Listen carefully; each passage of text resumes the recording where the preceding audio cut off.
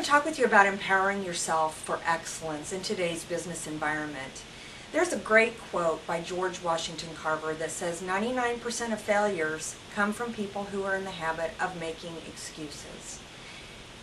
Being successful as a leader in business today is all about defining yourself and defining your future. When I talk about defining yourself, I'm really talking about establishing yourself as a brand. You need to determine what you put out in terms of your communication style, your adaptability, your willingness to change, your leadership role. In today's business environment, what companies are looking for are those individuals that are able to think at a much higher level than ever before, more strategic thought. What that's going to ask of people in business today is engaging whole brain thinking. We used to talk about left brain thinking and right brain thinking.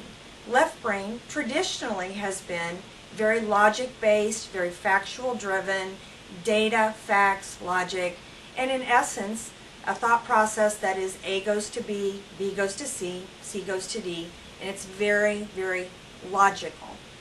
Right brain thinking tends to be classified as the more creative thought process. Those that are maybe A to Q to M to R types of thinking. In today's business environment, engaging both sides of the brain is key. We know that more than ever before, we're living in a global economy. And the global economy mandates and dictates an adaptability to change, a willingness to think outside the box, a willingness to bring different solutions to business today.